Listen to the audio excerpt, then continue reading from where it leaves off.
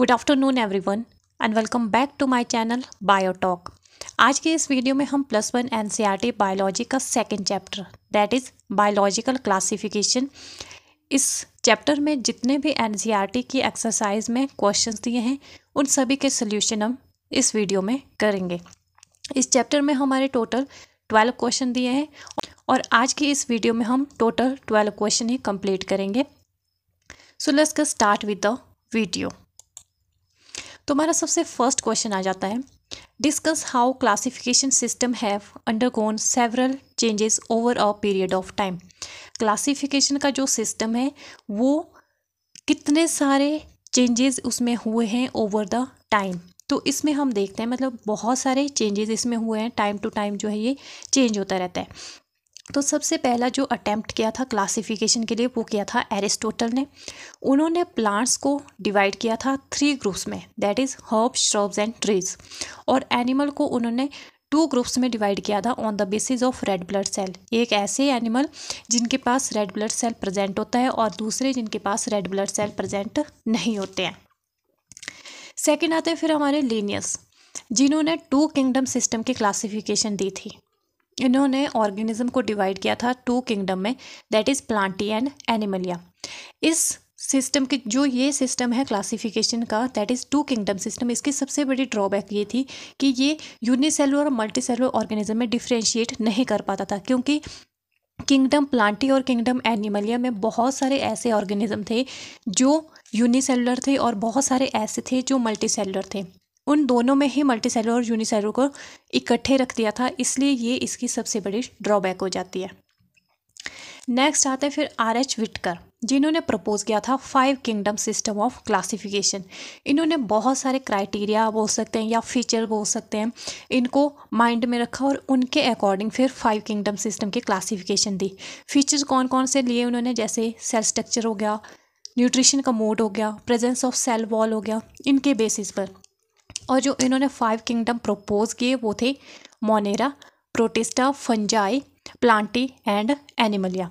तो इस तरह से जो जितने भी अटेम्प्ट्स थे वो सारे क्लासिफिकेशन के लिए हुए, टाइम टू टाइम उसमें चेंजेस आए। और प्रेजेंट टाइम में हम RH विटकर का जो प्रपोज किया हुआ है 5 किंगडम सिस्टम है क्लासिफिकेशन का, इसी को ही लेते हैं। नेक्स्ट जो क्वेश्चन है वो आ जाता है, state 2 economically important uses of heterotrophic bacteria and archaebacteria. इसमें हमने 2 इकोनॉमिक इंपॉर्टेंस बतानी है हेटेरोट्रॉफिक बैक्टीरिया की और आर्ची बैक्टीरिया की। सबसे पहले बात करते हैं हेटेरोट्रॉफिक बैक्टीरिया के। ये ऐसे बैक्टीरिया होते हैं जो एक्ट करते हैं एज अ डिकम्पोजर और हेल्प करते हैं ह्यूमस की फॉर्मेशन के लिए। ह्यूमस क्या होता है, सॉइल में प्रेजेंट होता है। हेटेरोट्रॉफिक और ऑटोट्रॉफिक ऑर्गेनिज्म में डिफरेंस आपको चैनल की अदर वीडियो में मिल जाएगा, आप वहाँ से चेकआउट कर सकते हैं। दूसरे जो हेटेरोट्रॉफिक बैक्टीरिया होते हैं ये मिल्क से कर्ड की फॉर्मेशन में हेल्प करते हैं, that is lactobacillus bacteria is a form of heterotrophic bacteria, हम ये बोल सकते हैं। अब बहुत सारे जो एंटीबायोटिक्स है वो हेटेरोट्रॉफिक बैक्टीरिया से ही मिलती है हमें। नाइट्रोजन फिक्सेशन भी हेटेरोट्रॉफिक बैक्टीरिया करते हैं। तो ये आ जाती है इनकी कुछ इकोनॉमिक इंपॉर्टेंस। नेक्स्ट आते हैं हमारे आर्ची बैक्टीरिया।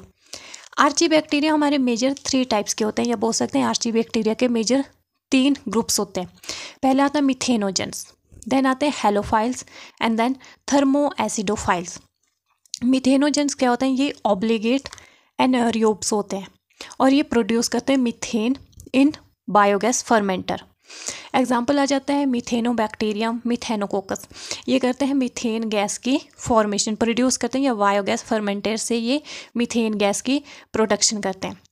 साथ ही मिथेनोजन क्या करते हैं, methane gas is produced from the Dang of ruminants by the methanogen. जो मिथेनोजन बैक्टीरिया है ये जो रूमिनेंट्स एनिमल होते हैं उनके डंग से ये प्रोड्यूस करते हैं मीथेन गैस, ये भी इनकी एक इकोनॉमिक इंपॉर्टेंस आती है। देन आते हैं हमारे हेलोफाइल, ये ऐसे ऑर्गेनिज्म होते हैं जो सॉल्ट लविंग होते हैं, मीन्स जी जो सॉल्टी एरिया होगा वहाँ पे ये प्रेजेंट होंगे। अब थर्मो एसिडोफाइल ऐसे बैक्टीरिया होंगे जो एक एसिडिक एनवायरनमेंट में रहना प्रेफर करते हैं। नेक्स्ट आता है हमारा, what is the nature of cell wall in diatom. Diatom में सेल वॉल का नेचर बताना है। अब जो सेल वॉल होती है डायटम्स में वो बनी होती है सिलिका की। Cell wall in diatom is made up of silica. अब उनकी जो सेल वॉल है उनमें कुछ कंस्ट्रक्शन होती है जिनको बोलते हैं फ्रस्ट्यूल। डायटम्स की सेल वॉल सिलिका से मिलकर बनी होती है। सिलिका इसका मेन कंपोनेंट होता है और उसमें फ्रस्ट्यूल प्रेजेंट होते हैं। जब डायटम डाई करते हैं तो जो सिलिका है उनकी सेल वॉल में ये डिपॉजिट हो जाती है इन द फॉर्म ऑफ डायएटोमशियस अर्थ के रूप में। जब ये डाई कर जाएंगे तो जो सिलिका है वो डिपॉजिट हो जाएगी डायएटोमशियस अर्थ में। डायएटोमशियस अर्थ जो है ये सॉफ्ट होती है और क्वाइट इनर्ट होता है। ये क्या हो जाती है, एक डिपोजिशन हो जाएगी सिलिका की। और इसका यूज़ कहाँ किया जाता है, किसका, डायएटोमशियस अर्थ का यूज़ कहाँ किया जाता है, फिल्ट्रेशन ऑफ ऑयल में, शुगर में और इंडस्ट्रियल पर्पजेस के रूप में इसका यूज़ किया जाता है। तो ये आ जाता है सेल वॉल ऑफ डायटम्स के नेचर और इसके कुछ इम्पोर्टेंस या ये किस लिए इम्पोर्टेंट है।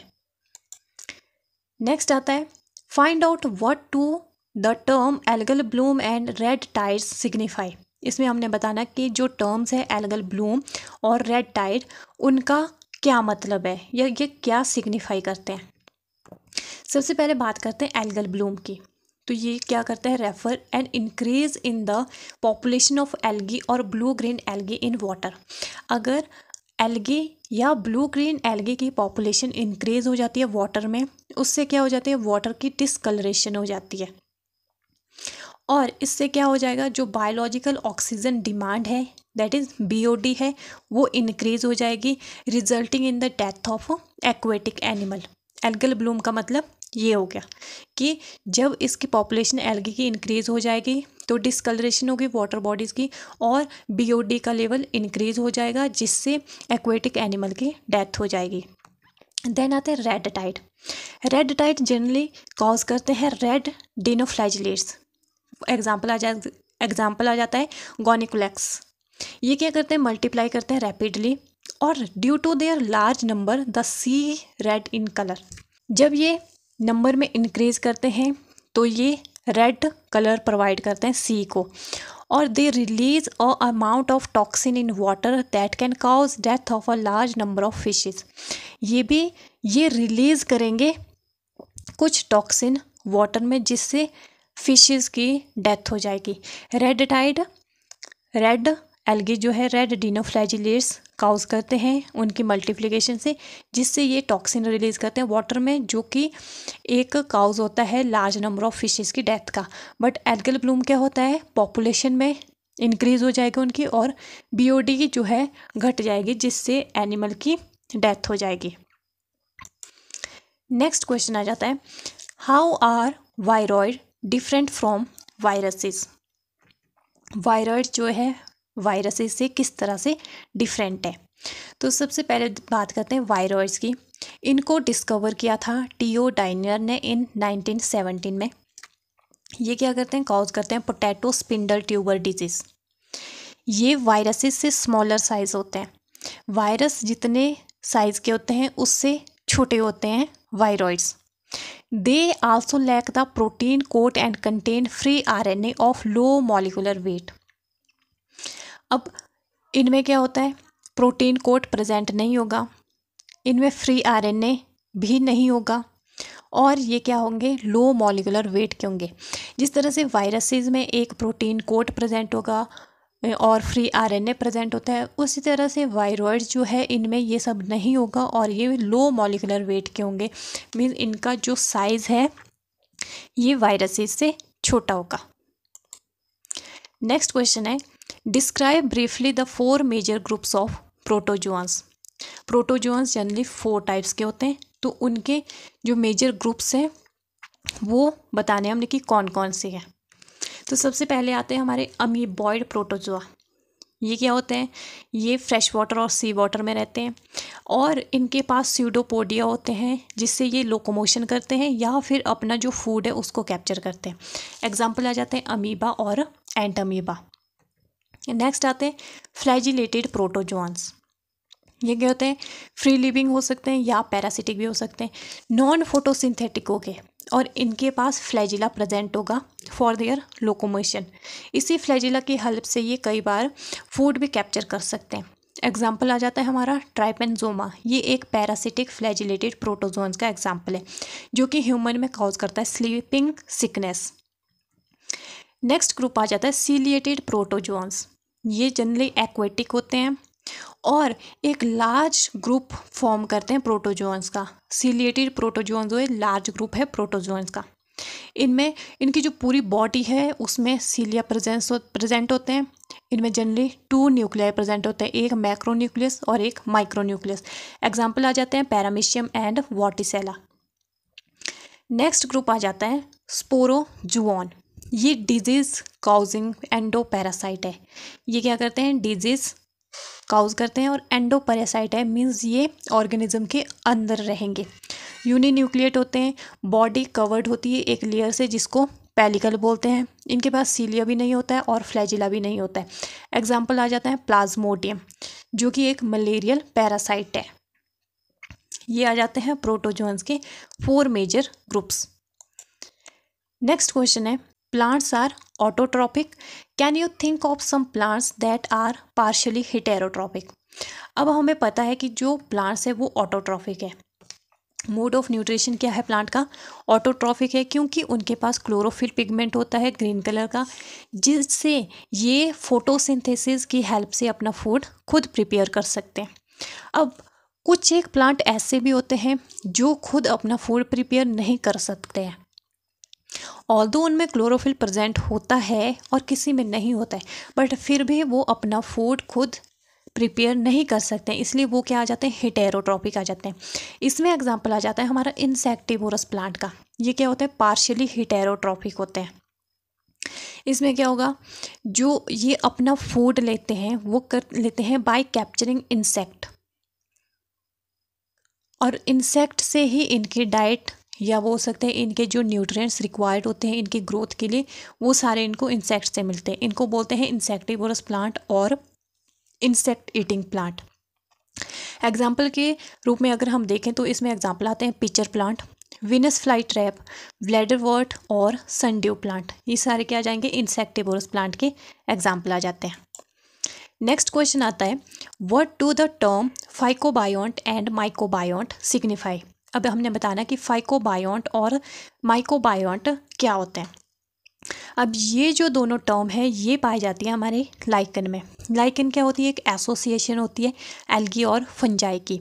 अब लाइकन में जो फाइकोबायोंट होता है ये रेफर करता है एल्गल कॉम्पोनेंट को, मीन्स लाइकन में जो एल्गी प्रेजेंट होगी उसको हम बोलेंगे फाइकोबायोंट, और जो फंगल पार्ट प्रेजेंट होगा उसको हम बोलेंगे माइकोबायोंट। अब इसमें क्या होता है, जो एल्गी होती है मीन जो फाइकोबायोंट होता है उसके पास क्लोरोफिल होता है और ये फोटोसिंथेसिस के थ्रू अपना फूड प्रिपेयर करता है, और खुद तो ये फूड प्रिपेयर करता है खुद के लिए, बट ये फंजाई को भी फूड प्रिपेयर करके देता है। जबकि जो फंगस है या फंजाई है वो क्या करेगी, वो शेल्टर प्रोवाइड करती है एल्गी को, और साथ ही साथ ये एब्जॉर्ब करती है वाटर और न्यूट्रिएंट्स फ्रॉम द सॉइल। इस टाइप की जो रिलेशनशिप है इसको बोलते हैं सिम्बायोटिक रिलेशनशिप। इसमें जो दोनों है दैट इज़ माइकोबायोंट और phycobiont, that is fungal and algal component, they are symbiotically in relationship, और बोल सकते हैं म्यूचुअल रिलेशनशिप में रहते हैं, एक दूसरे को बेनिफिट प्रोवाइड करते रहते हैं। नेक्स्ट क्वेश्चन है give a comparative account of classes of fungi. इसमें हमने एक कंपैरेटिव अकाउंट देना है फंजाई की क्लासेस का on the basis of their mode of nutrition and mode of reproduction. सिर्फ इन्हीं दो के बारे में हमें इस क्वेश्चन में पूछा गया है। तो जो 4 क्लासेस है फंजाई की उसमें सबसे पहले आती है phycomycetes, then ascomycetes, basidiomycetes and deuteromycetes. तो अगर हम मोड ऑफ न्यूट्रिशन देखें फाइकोमाइसिटिस का, तो ये होते हैं ऑब्लिगेट पैरासाइट, हो सकते हैं इसमें प्लांट्स में ये ऑब्लिगेट पैरासाइट हो, और ये डेड डिकेइंग मैटर पे रहते हैं। इसी तरह से जो एस्कोमाइसिटिस है ये स्पोरोफिटिक भी हो सकते हैं, डिकम्पोजर भी हो सकते हैं, पैरासिटिक और कॉप्रोफिलस भी हो सकते हैं। कॉप्रोफिलस हो गए जो कि डंग या डिकेइंग डेड ऑर्गेनिक मैटर पे लिव करते हैं। बेसिडियोमाइसिटीज हो गए, ये ग्रो करते हैं एज अ डिकम्पोजर, पैरासिटिक होते हैं। जो पैरासिटिक फॉर्म होती है बेसिडियोमाइसिटीज की, ये कॉज करती है रस्ट और स्मर्ट डिजीज। जो ड्यूटेरोमाइसिटीज होती है ये सेप्रोफाइट्स होते हैं और पैरासिटिक होते हैं, साथ ही साथ ये डिकम्पोजर भी होते हैं। इन सभी जो मोड ऑफ न्यूट्रिशन है इनके मैं एक अलग से वीडियो बना के रख दूँगी, फिर आप उसमें से इन सभी को डिफ्रेंशिएट कर सकते हो। देन सेकंड जो पॉइंट आता है हमारा वो आता है मोड ऑफ रिप्रोडक्शन का। अगर हम फाइकोमाइसिटीज में देखें मोड ऑफ रिप्रोडक्शन, तो फंजाई में वैसे एसेक्सुअल रिप्रोडक्शन भी होती है और सेक्सुअल रिप्रोडक्शन भी होती है। फाइकोमाइसिटीज में एसेक्सुअल रिप्रोडक्शन होती है मोटाइल जूस्पोर के थ्रू और नॉन मोटाइल एप्लानोस्पोर के थ्रू। दो तरह से होगी एसेक्सुअल रिप्रोडक्शन। और सेक्सुअल रिप्रोडक्शन कैसे होगी, आइसोगैमस, एनाइसोगैमस और ओगैमस टाइप की। इन सभी में ऑलरेडी मैंने इन सबको ऑलरेडी चैनल की प्लेलिस्ट पे जाके करवा दिया है, आप जाके चेक कर सकते हो। जहाँ पे मैंने बायोलॉजिकल क्लासिफिकेशन का चैप्टर कंप्लीट करवाया है उसमें आपको ये सारी वीडियोस मिल जाएगी। देन आता है एस्कोमाइसिटीज। इसमें सिर्फ एसेक्सुअल रिप्रोडक्शन होती है बाय कोनिडिया के थ्रू। ये सारे एस्कोमाइसिटीज में एसेक्सुअल रिप्रोडक्शन होती है। अब बेसिडियोमाइसिटीज में जो एसेक्सुअल रिप्रोडक्शन है वो होती है फ्रेगमेंटेशन के थ्रू और सेक्सुअल रिप्रोडक्शन होगी प्लाज्मोगैमी के थ्रू। ड्यूटेरोमाइसिटीज में एसेक्सुअल रिप्रोडक्शन होगी कोनिडिया के थ्रू और सेक्सुअल रिप्रोडक्शन ड्यूटेरोमाइसिटीज में एब्सेंट होती है। एग्जाम्पल आ जाते हैं फाइकोमाइसिटीज के राइजोपस एल्बुगो और एस्कोमाइसिटीज के Penicillium, Aspergillus and Claviceps. Basidiomycetes के एग्जाम्पल हैं Ustilago, Agaricus and Puccinia. Deuteromycetes में एग्जाम्पल आ जाते हैं Alternaria, Trichoderma and Colletotrichum. Next question है what are the characteristics feature of euglenoid. Euglenoid को हमने इसमें कैरेक्टरिस्टिक्स फीचर बताने। तो कुछ इंपॉर्टेंट फीचर जो यूग्लिनॉइड्स के आते हैं वो आ जाते हैं। जैसे यूग्लिनॉइड में कौन आते हैं, एग्जांपल हमारा आता है हमारा यूग्लिना, जो कि एक यूनिसेलुलर प्रोटिस्ट है। कॉमनली ये पाया जाता है फ्रेश वाटर में। इसमें क्या होता है, इंस्टेड ऑफ सेल वॉल के बजाय इसमें क्या होता है, a protein rich cell membrane present होती है, जिसको कि पेलिकल बोलते हैं। सेल वॉल इसमें एब्सेंट होगी, बट उसके बदले में पेलिकल लेयर जो कि प्रोटीन रिच सेल मेम्ब्रेन होती है वो प्रेजेंट होती है यूग्लिनॉइड में। दो फ्लैजिला प्रेजेंट होंगे on the anterior end of the body. इसमें एक सेंसिटिव आई स्पॉट प्रेजेंट होता है, लाइट सेंसिटिव आई स्पॉट प्रेजेंट होगा यूग्लिना में। इनमें फोटोसिंथेटिक पिगमेंट जैसे क्लोरोफिल भी प्रेजेंट होता है। ये बिहेव करता है both plant and animal like feature, जिसकी वजह से इनको क्लासिफाई करना डिफ़िकल्ट हो जाता है कि ये प्लांट में इनको प्लेस करें या फिर एनिमल किंगडम में इनको प्लेस करें। ये आ जाते हैं यूग्लिनॉइड के फीचर्स। नेक्स्ट क्वेश्चन आता है give a brief account of viruses with respect to their structure and nature of genetic material, also name 4 common viral disease. इसमें हमने वायरसेस का जेनेटिक मटेरियल और उनके स्ट्रक्चर के बेस पर एक ब्रीफ अकाउंट देना है और साथ ही इसमें हमने कुछ वायरल डिजीज़ के एग्जाम्पल देने हैं। तो वायरसेस क्या होता है, सब माइक्रोस्कोपिक इन्फेक्टिशियस एजेंट होते हैं जो इन्फेक्ट करते हैं ऑल द लिविंग ऑर्गेनिज्म को। वायरसेस में जेनेटिक मटेरियल होता है जिसको सराउंड करता है एक protein coat. Genetic material viruses में डीएनए भी हो सकता है और आरएनए भी हो सकता है। मोस्ट ऑफ द जो वायरसेस होते हैं जो प्लांट को इन्फेक्ट करते हैं उसमें single stranded RNA as a genetic material present होता है, जबकि जो वायरसेस एनिमल को इन्फेक्ट करते हैं उसमें सिंगल स्ट्रैंडेड और डबल स्ट्रैंडेड आरएनए प्रेजेंट हो सकता है एज ए जेनेटिक मटेरियल, और डबल स्ट्रैंडेड डीएनए भी प्रेजेंट हो सकता है। वायरसेस, ऐसे वायरसेस जो बैक्टीरिया को अफेक्ट करते हैं उनको बोलते हैं बैक्टीरियोफेज, जिनमें double stranded DNA as a genetic material काम करता है। उनका जो प्रोटीन कोट होता है उसको बोलते हैं कैप्सिड, जो मिलकर बना होता है कैप्सोमेयर से, और ये अरेंज होता है हेलिकल और पॉलीहेड्रल जीनोमिक फॉर्म्स में। ह्यूमन में जो वायरल डिजीज काउज करते हैं उसमें आ जाता है AIDS, small pox, mumps, herpes and influenza. ये आ जाएंगी ह्यूमन की कुछ वायरल डिजीज़। नेक्स्ट जो प्लांट्स में वायरल डिजीज़ होती है उसमें आ जाती है mosaic formation, leaf rolling, yellowing, leaf curling and stunting growth. ये आ जाती है कुछ common viral disease. Next and last question is organize a discussion in your class on the topic are viruses living और नॉन लिविंग। अब इसमें हमने देखना है कि वायरसेस लिविंग है या नॉन लिविंग है, जो कि अभी तक एक मिस्ट्री बनी हुई है। अब पहले हमने देखा जो वायरसेस है ये माइक्रोस्कोपिक ऑर्गेनिज्म है जिनके पास करैक्टरिस्टिक्स है बोथ लिविंग और नॉन लिविंग की। इनमें जो जेनेटिक मटेरियल होता है वो डीएनए भी हो सकता है या आरएनए भी हो सकता है, जो कि प्रोटीन कोट में एनक्लोज होता है, उसको कवर किया होता है एक प्रोटीन कोट ने। अब उनका जो न्यूक्लिक एसिड होता है, प्रेजेंस होती है न्यूक्लिक एसिड की, वो सजेस्ट करता है कि वायरसेस जो है अलाइव है। But they also respond to their environment in a limited manner. अब जो जेनेटिक मटेरियल या न्यूक्लिक एसिड इसमें प्रेजेंट होता है उससे हम बोल सकते हैं कि ये लिविंग है, बट ये अपने एनवायरनमेंट को एक लिमिटेड मैनर में रिस्पॉन्ड करते हैं। हाउएवर सम अदर करैक्टर, अब दूसरे करैक्टर जैसे inability to reproduce without using the host cell.